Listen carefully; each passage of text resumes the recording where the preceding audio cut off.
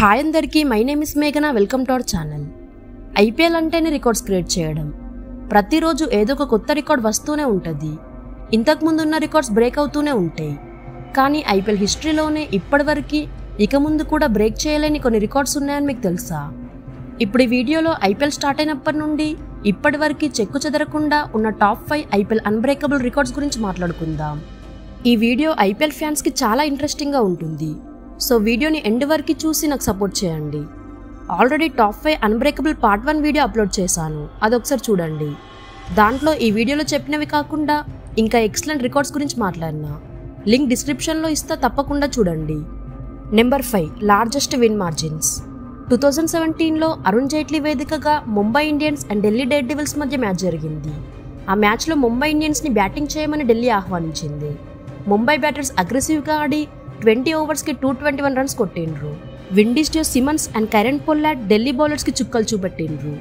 కానీ అప్పటి ముంబై టీం పైన ఢిల్లీ డేర్ డెవిల్స్ గెలుస్తారని ఎవరు అనుకోలేదు. ఆ ఇయర్ ఢిల్లీ కూడా ఘోరంగా ఆడేవాళ్ళే. కానీ వాళ్ళు ముంబై పైన గెలవకున్నా ఓడిపోయిన విషయం అయితే వాళ్ళకు ఒక ఘోరమైన రికార్డులో భాగస్వామ్యం ఉండేలా చేసింది. ఆ మ్యాచ్లో ఢిల్లీ 66 రన్స్కి ఆల్అౌట్ అయ్యారు. దాంతో ముంబై ఇండియన్స్ 146 రన్స్తో గెలిచి హైయెస్ట్ మార్జిన్తో గెలిచిన టీమ్గా రికార్డ్స్లోకి ఎక్కింది. దానికన్నా ముందు 144 రన్స్ మార్జిన్ హైయెస్ట్ ఉంటుండే. కానీ ఈ మ్యాచ్లో ఢిల్లీ పైన ముంబై ఇండియన్స్ 146 రన్స్తో గెలిచి ఒక పెద్ద రికార్డ్ వాళ్ళు సొంతం చేసుకున్నారు. Number 4, Chris Gayle and Jadeja 37 runs. ఒక ఓవర్లో మ్యాక్సిమం రన్స్ 36. అది కూడా 6 బాల్స్కి 6 సిక్సెస్ కొడితే 36 రన్స్ కొట్టచ్చు. కానీ ఒకే ఓవర్లో 37 రన్స్ కొట్టడం అంత ఈజీ కాదు. కానీ ఐపీఎల్ హిస్టరీలో ఒకే ఓవర్లో 37 రన్స్ కొట్టిన ప్లేయర్స్ ఇద్దరు ఉన్నారు. ఒకరేమో క్రిస్ గేల్ అయితే ఇంకొకరు సర్ రవీంద్ర జడేజా. 2011లో RCB and Kochi Tuskers Kerala మ్యాచ్లో కొచ్చి బౌలర్ ప్రశాంత్ పరమేశ్వరన్ని గేల్ ఒకే ఓవర్లో 37 రన్స్ కొట్టిండు. 2011లో గేల్ అన్సోల్డ్ అయ్యిండు.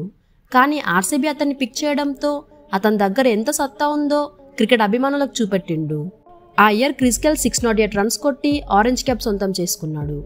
మళ్ళీ ఒక డికేడ్ తర్వాత 2021లో జడేజా కూడా గేల్తో ఈ రికార్డ్ పంచుకున్నాడు.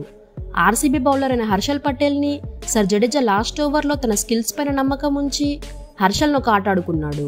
అతను ఎటు సైడ్ బౌలింగ్ వేసినా జడ్డు సూపర్గా షాట్స్ ఆడి 37 రన్స్ కొట్టిండు.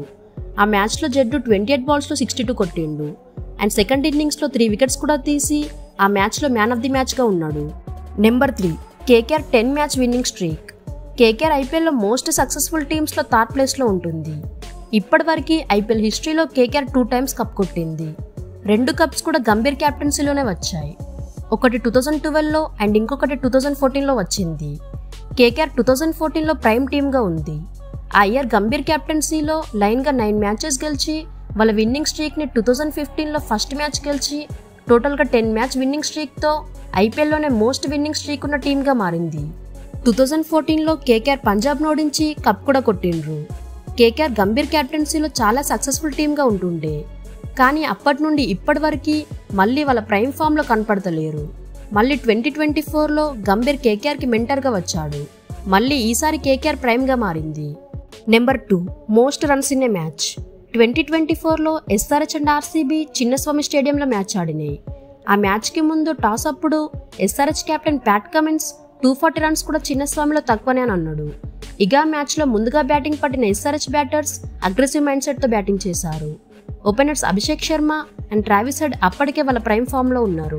ఇద్దరు కలిసి అపోజిట్ బౌలర్స్కి చుక్కలు చూపెడుతున్నారు. ఇక ఆ మ్యాచ్లో కూడా ఫామ్లో లేని ఆర్సీబీ బౌలర్స్కి ఎస్ఆర్హెచ్ బ్యాటర్స్ వాళ్ళ సత్తా ఏంటో రుచి చూపెట్టారు. అభిషేక్ శర్మ 22 బాల్స్లో 34 కొట్టి అవుట్ అయ్యిండు. ఇంకోవైపు హెడ్ అయితే ఎవరికి వినట్లేదు. 41 బాల్స్లో 9 ఫోర్స్ అండ్ 8 సిక్సెస్తో 102 కొట్టిండు. ఆ ఇన్నింగ్స్లో హెడ్ కొట్టే షాట్స్ అయితే మైండ్ బ్లాక్ చేసినాయి. తర్వాత క్లసన్ కూడా బాగా ఆడిండు.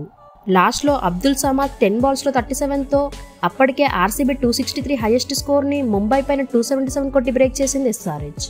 అదే ఆర్సీబీ మీద వాళ్ళ 263 రన్స్ రికార్డ్ని 287 కొట్టి బ్రేక్ చేశారు.